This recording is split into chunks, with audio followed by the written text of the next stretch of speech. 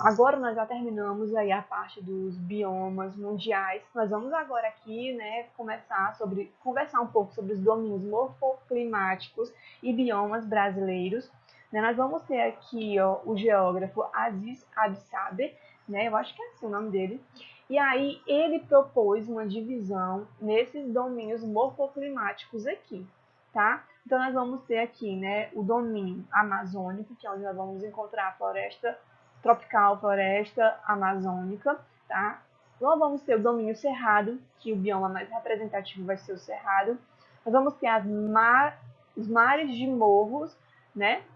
Que nós vamos ter aqui como bioma predominante a Mata Atlântica ou Floresta Atlântica, certo? Nós vamos ter aqui, né, o domínio Caatinga, que o bioma mais característico vai ser a Caatinga, mas também pode ter aí os carnaubais. Nós vamos ter aqui o domínio Araucária, que vai ter aqui, né, a floresta de Araucária, certo? Nós vamos ter as pradarias, domínio de pradarias, onde nós vamos ter os campos sulinos ou pampas, né? E essa parte em branco vão ser faixa de transição, onde nós vamos ter aí alguns biomas de transição, como o Pantanal, Mata de Cocais e os manguezais, tá? Gente, aqui nós vamos ter, né, no IBGE, tem uma divisão aí em 6 biomas, mas no livro de vocês ele já vem bem atualizado, e nós vamos ter aí 9 biomas.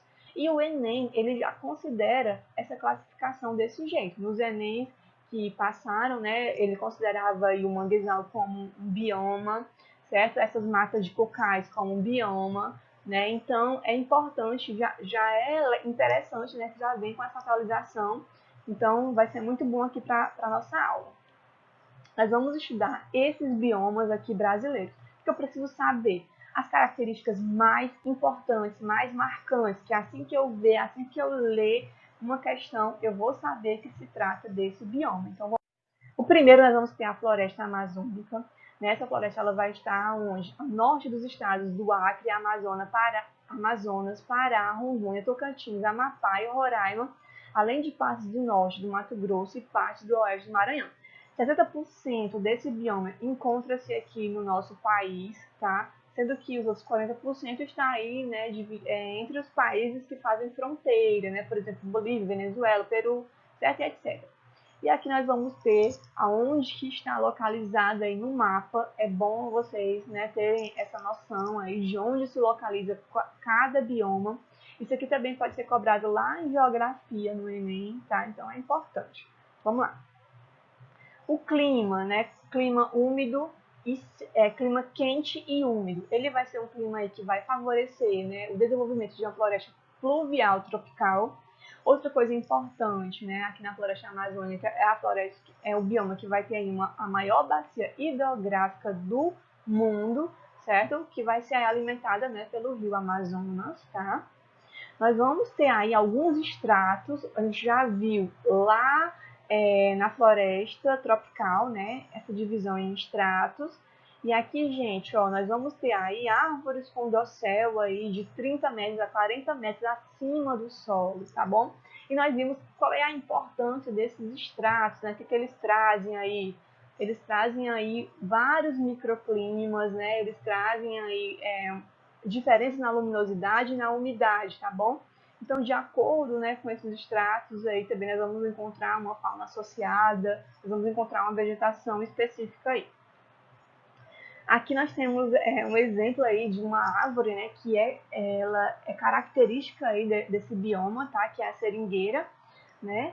E nós vamos ter também algumas plantas epífitas. Nós vimos o que era epífita lá na aula sobre relações ecológicas, quando a gente falava que eram plantas que viviam, né, sobre a outra, lá na relação de inquilinismo, vocês lembram?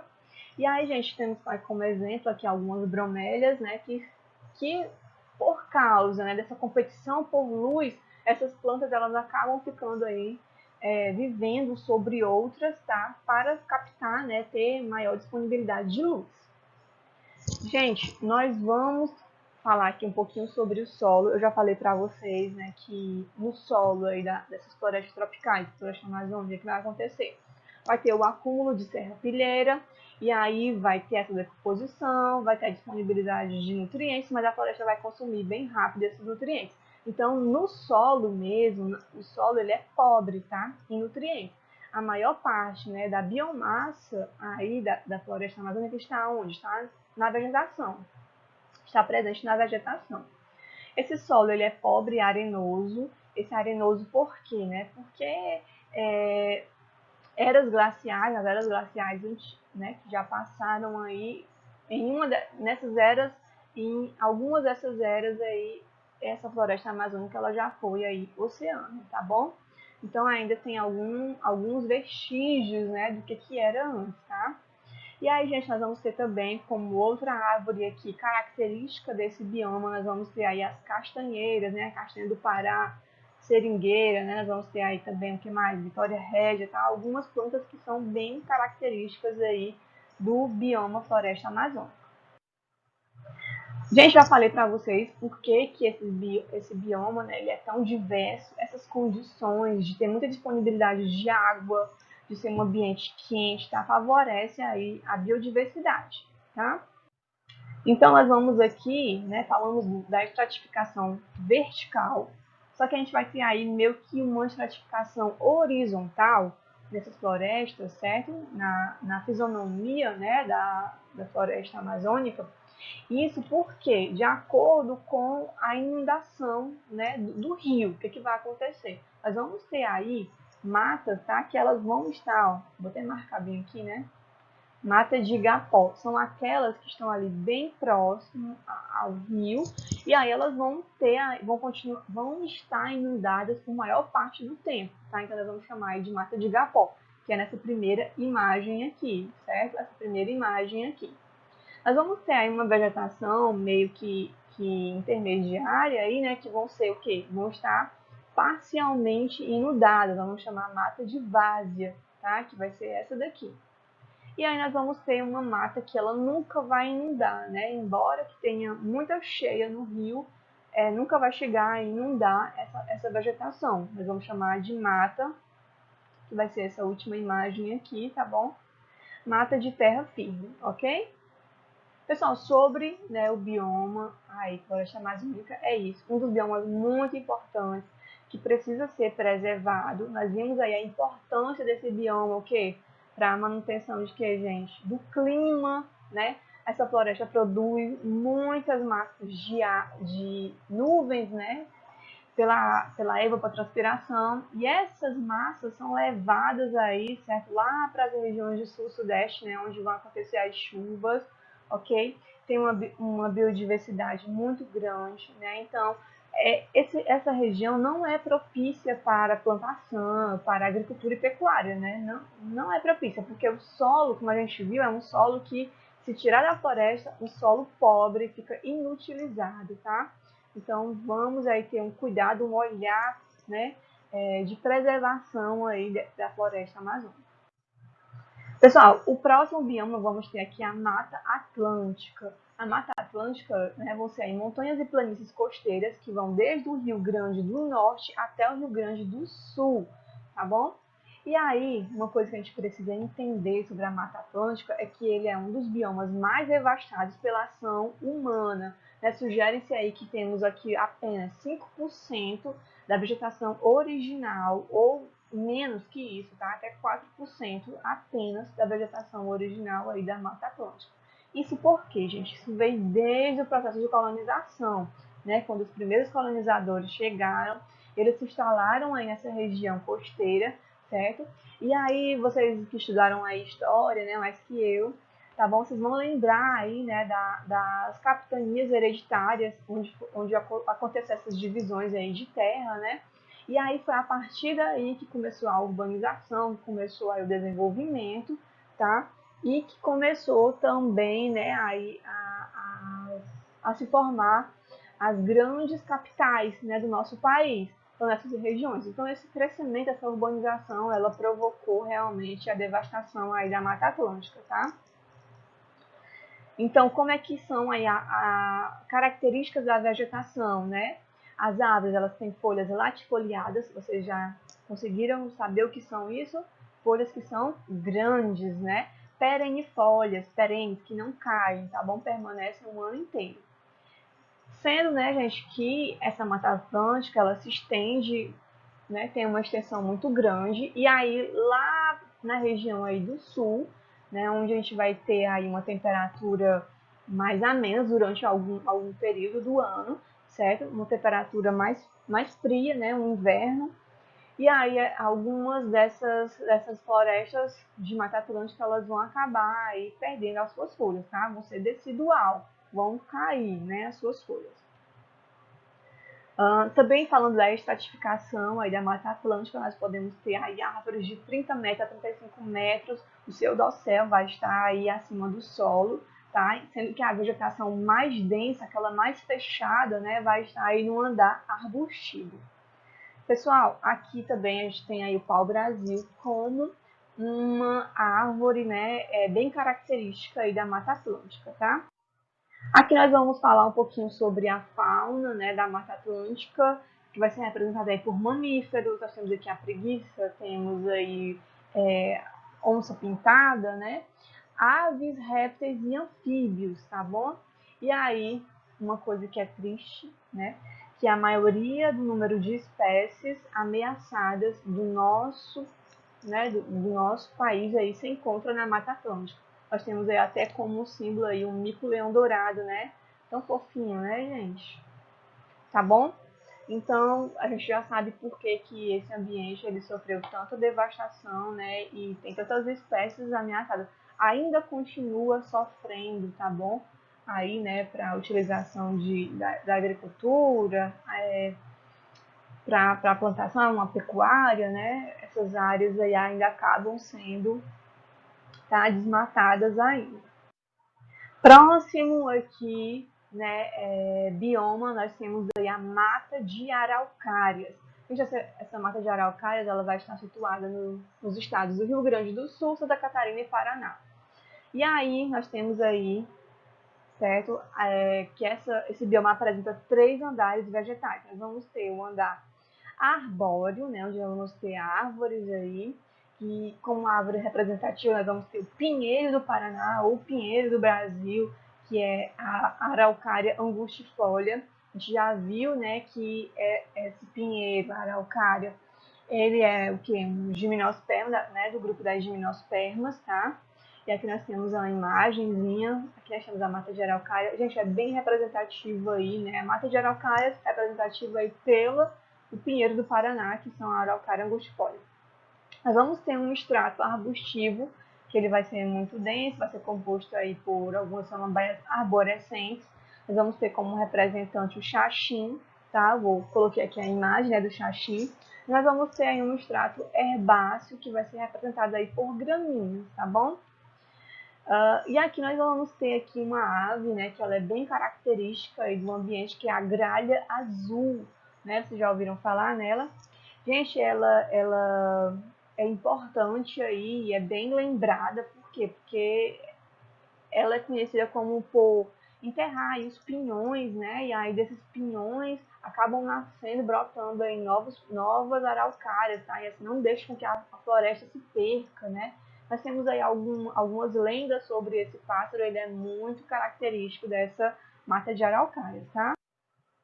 Nós vamos agora para o domínio dos cerrados, que nós vamos ter o bioma característico aí, que é o cerrado, né?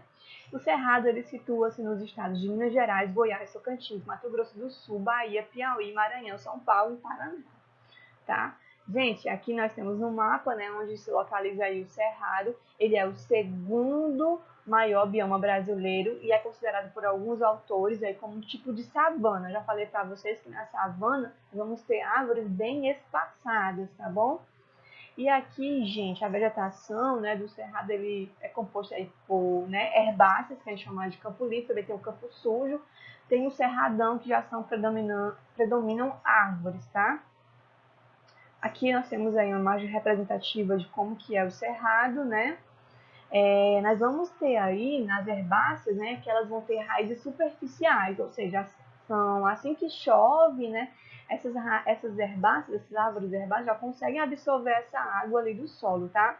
Mas essas plantas que são lenhosas, né, que são de grande porte, têm um porte maior, elas vão ser aí com raízes bem profundas, tá bom? Para ir buscar água lá dos lençóis freáticos. Gente, características importantes aí dessa vegetação aí do cerrado, né? Nós vamos ter aí galhos retorcidos, casca espessa e raízes profundas. Essas vão ser adaptações ao fogo e também características aí do solo, tá? Olha aqui, ó, como que são mais ou menos as árvores aí do cerrado.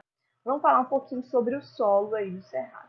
O solo do cerrado, ele é um solo arenoso, tóxico, tá? Por quê? Porque ele vai ser um solo ácido, né, e pobre em matéria orgânica, vai ter muita presença de alumínio e também a presença de ferro, que dá essa característica, essa cor avermelhada aí ao solo. E essa quantidade de alumínio vai ser aí tóxico para essas plantas, que pode também causar essas torções, né, esses troncos, esses galhos tortuosos aí. Pessoal, falando aqui sobre o fogo, tá? No cerrado, né, vamos ter aí tempos muito longos, tá bom, de seca. E nesses períodos costumam acontecer incêndios, né, no período seco. Esses incêndios podem ser tanto provocados naturalmente como por ações antrópicas, né, tendo aí a participação do homem, tá? E aí, gente, essa vegetação, ela tem que ter uma adaptação para esse ambiente, né, que vai sofrer ali ações do fogo, vai sofrer incêndios periodicamente, praticamente todo ano, né, a vegetação ela vai sofrer aí ações do fogo, tá? Então, algumas dessas adaptações são gemas subterrâneas e pilosas, que são isso. Essas gemas subterrâneas é de onde vão sair aí as folhinhas, né, as novas folhinhas.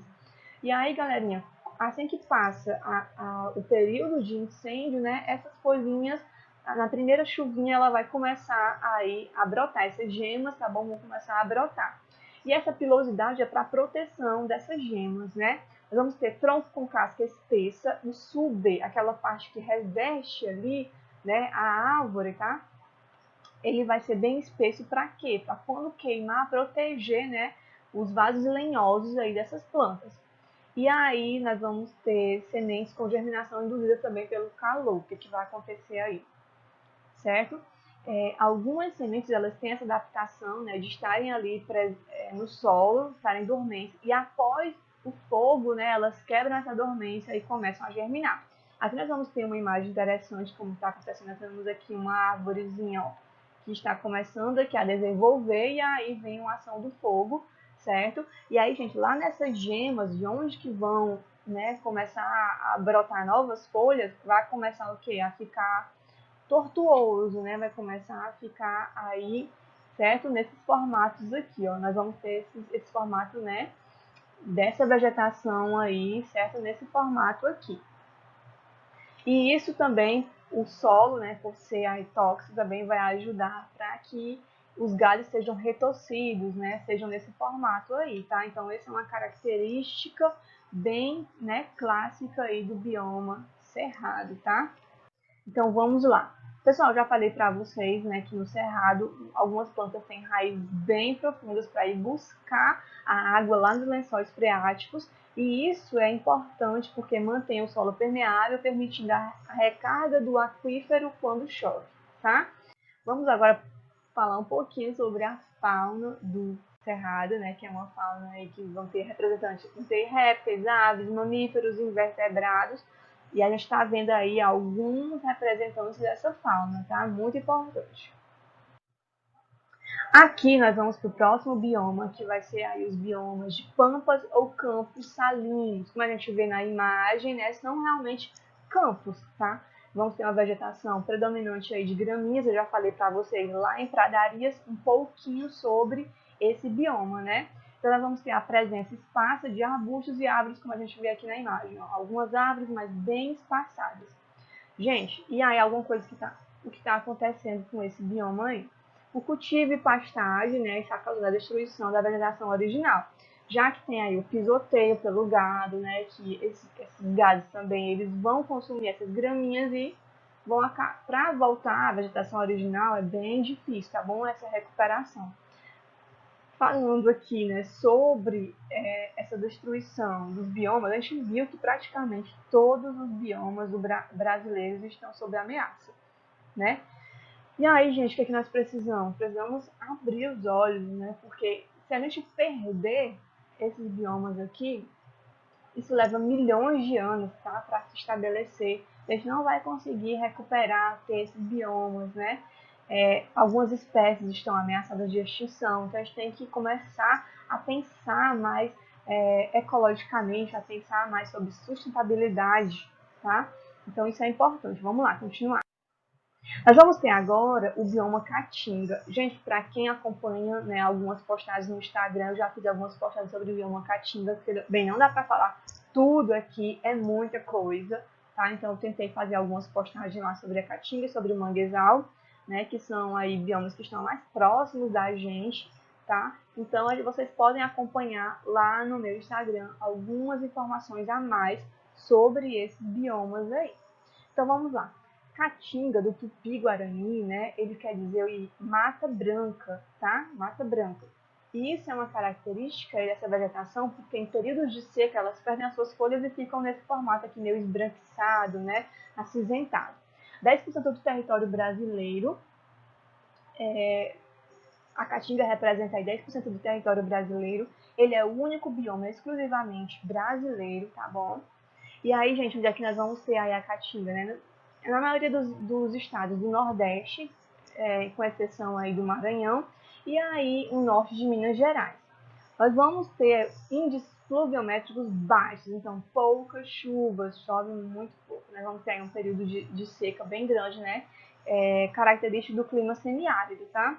Os solos, eles são rasos, porém eles são ricos em nutrientes. O que falta na Caatinga é água, tá bom? A água é um fator limitante para o desenvolvimento da vegetação. Pessoal, nós vamos ter aqui algumas adaptações dessa vegetação para esse clima seco, né? A gente já falou um pouquinho lá quando a gente viu em deserto, né? Só que agora a gente vai falar aqui exclusivo da Caatinga. Nós vamos ter folhas pequenas, tá bom? Não vão ser folhas latifoliadas. Folhas pequenas para quê? Para evitar a perda de água, para evitar aí a perda pela transpiração.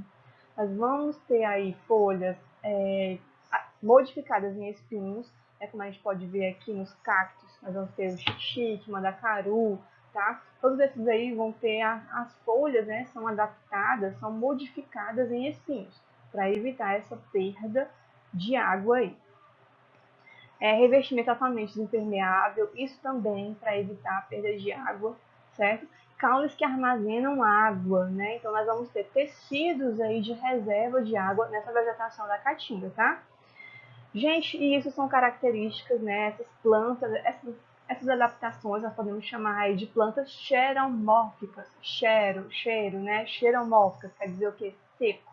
E mórficas quer dizer essa característica, tá bom? Isso é uma característica de períodos secos, tá? Então, nos períodos secos, né, a vegetação da Caatinga, elas perdem as suas folhas. Então, nós vamos ter aí plantas caducifólias, né?